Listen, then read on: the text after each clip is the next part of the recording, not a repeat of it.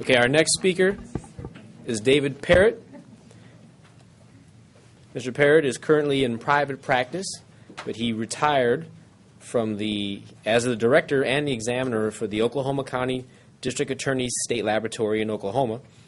He is a member of the Question Document section of the American Academy of Forensic Sciences, a member of the Midwestern Association of Forensic Scientists, Question Document section, the Southwestern Association of Forensic Document Examiners, and he currently serves on the ASCLD Lab Proficiency Review Committee.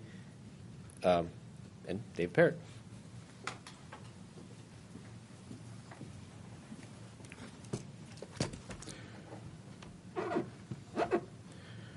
First of all, thank you very much for the opportunity to address you and those of you back there on the cameras who I can't see.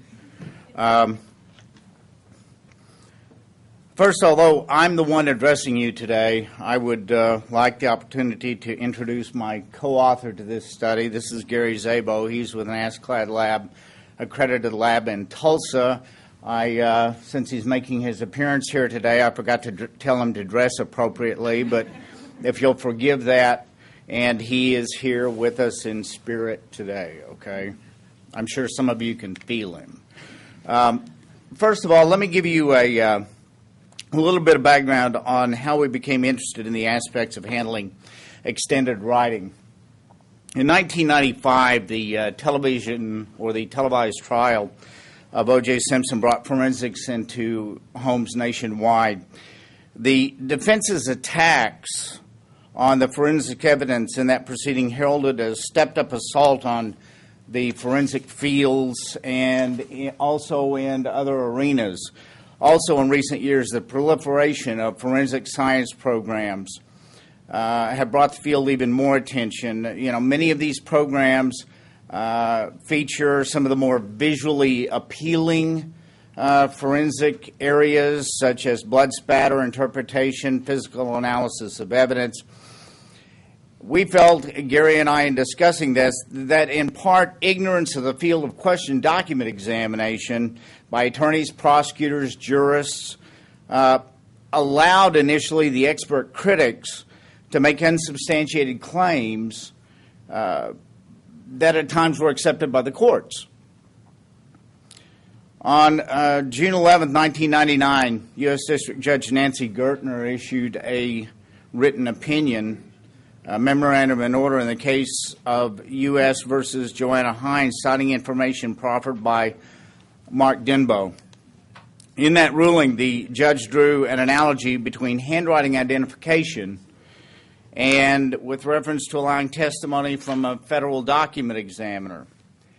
And here's a quote from the judge in which she says, indeed Denbo draws an interesting analogy to eyewitness identification. Courts have concluded as a matter of law that one-on-one show-ups are unduly suggestive. Likewise, Denbo suggests are one-on-one handwriting comparisons.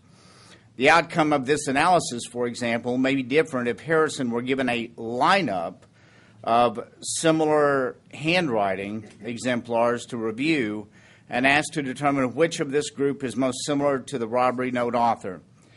Whether one adopts that specific approach or not, one thing is clear. When Harrison says, I conclude that Hines wrote the robbery note, she may well be going beyond her expertise. You can't disagree with a federal judge, but we did. In private, and now in public. So we're published, so it was already public. It was that judicial reasoning that sparked our interest in testing Denbo's ideas and the judge's comments that, really suggested that one-on-one document examinations are suggestive.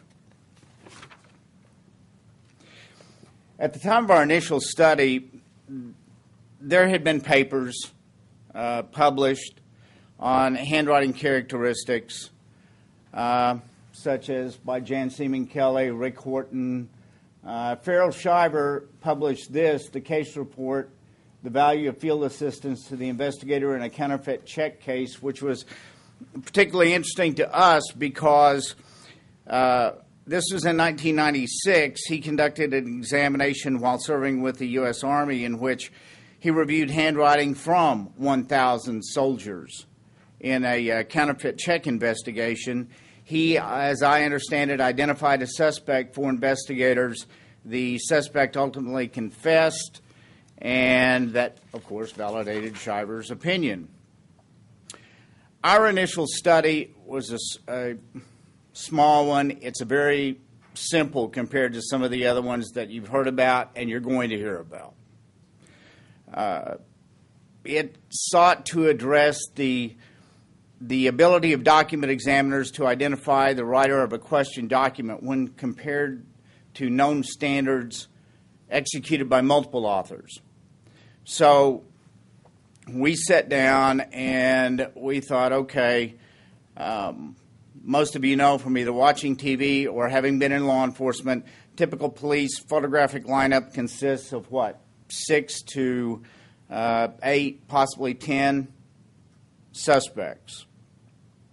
To replicate this scenario for handwriting identification initially would have entailed us giving a question document to some document examiners and giving them 6 to 8 known writings from, or 6 to 8 subjects' known writings. But we thought, okay, let's raise the bar a little bit. So the question document and accompanying standards chosen was the traditional London letter. Standards over the next about approximately year and a half were obtained from in excess of 1,000 writers, male, female, left-handed, right-handed, minimum of 15 years of age. They ranged all the way up to 75-plus years old. We hounded churches, businesses, colleges, anyone who would give us known handwriting. Standards that did not comply with the instructions for the execution of the handwriting were culled from that. For the initial study that we did, 4 sets consisting of 2 London letters were obtained from persons who had not participated in the 1,000-writer gathering of the knowns. For those 4 sets, one was labeled questioned and the other one was given an assigned number. Those were then inserted in the 1,000 knowns with 4 being taken out, so we still had 1,000 known samples.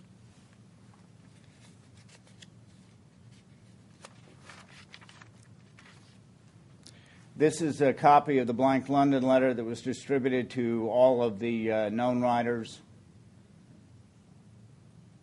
And these were the instructions that they were given. Some people couldn't read, forgot between the top of the paragraph or whatever, and printed, did things like that, so we had to take those out.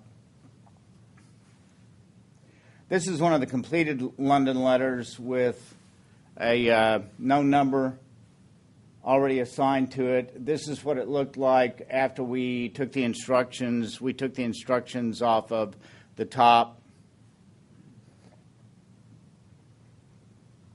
This was the answer key. Initially, we made up a set of question to known that totaled 56. And this is representation of what the key looked like, but I've changed the numbers. So before I discuss how the initial set of 4 people that did this performed on the exercise, let me briefly show you how the test packages were formulated for other examiners that wanted to participate in this exercise after the limited study was published in the Journal of the American Society of Question Document Examiners. We all work with copies, I think. Most of us do. to get originals nowadays is somewhat of a luxury. I guess you could say that was one of the limitations of this study. We worked with copies. We made copies. We made 1,000 copies for each examiner that wanted to take part in this study.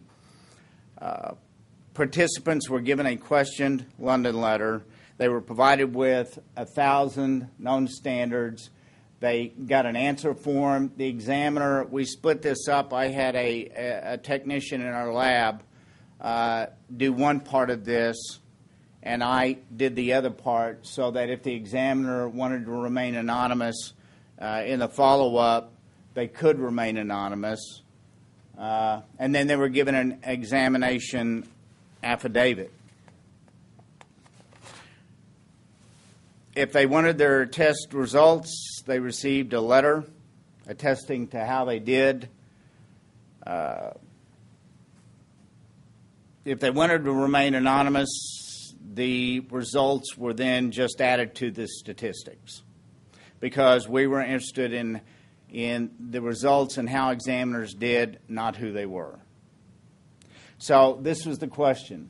Could examiners associate a question document with not just one suspected writer or a lineup of 6 to 8, as was suggested in federal court, but could they take one question document and, looking at 1,000 writers, make an association or say that writer is not there?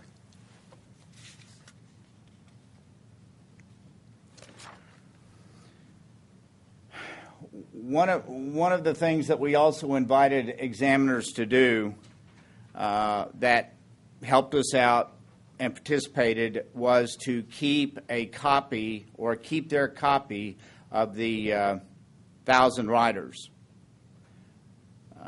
That provided we told them, you could use that if you want to as a database for handwriting characteristics. In fact, I used the 1,000 writers as a database on a homicide case in which I had a couple of handwriting characteristics that were somewhat unusual, and indeed in cross-examination, the defense attorney, we got on that kind of line of questioning, and I told him that I had compared, for instance, these two, pointing to my display, with the handwriting of 1,000 individuals, and those two characteristics had not appeared in any, or even one of those characteristics had not appeared in the handwriting of 1,000 different individuals. This is the answer sheet. The affidavit, they were given two choices. You had to identify or eliminate. And then they could check that they did not want to be identified, or they wanted the results of their examination sent to them. This is the examination affidavit. Now, realizing that we did not have the opportunity to gather a room full of document examiners like you and do it all at once, so that I could stand up here and make sure that no one looked on anyone else's answer sheet. And it wouldn't have worked anyway, because we had different question documents for every examiner that took part. So the results of the initial study. The co-author, Gary Szabo, and I were two of the guinea pigs, and we had another retired law enforcement examiner who was in private practice, and we had another examiner who worked for a major metropolitan police department in an accredited lab. And all of us reached conclusions, and we were all for correcting those conclusions.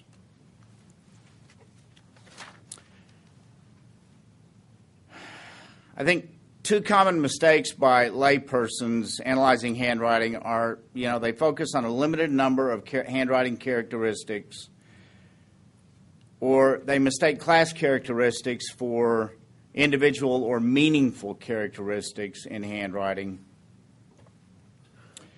The methodology employed by qualified document examiners considers, of course, agreement or disagreement of class and individual characteristics. Individual document examiners and laboratories, as far as how might this be applicable.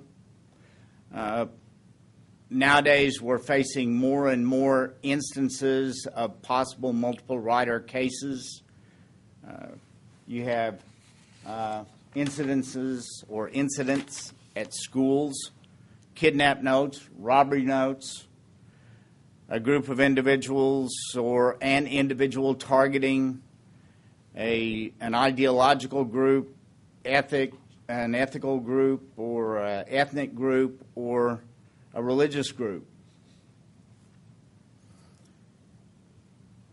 The other thing that we found was that this was kind of unintended, but some of the examiners that took part in this, we sent, like I said, we sent them a letter saying, okay, you got it right. You know, this association of document 108 with AA is a correct finding.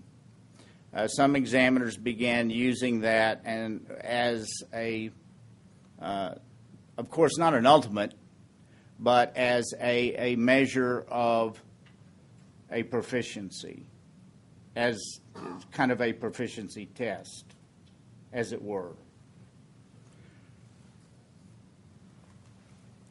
This is my contact information, and in my opinion, most of us know what we can and can't do, but we have critics. We do this day in and day out, and sometimes we don't actually stop and look at the way we do things and see if they can be improved, and we have started doing that now, and this group is evidence of that, and the people that aren't sitting here that are watching, taking the time to watch this, are evidence of that. And I think that critics have actually performed a useful function. You know, they forced us out of the era of it is because I say it is. And we've been prodded into doing these studies, limited studies, extensive studies, to crunch numbers.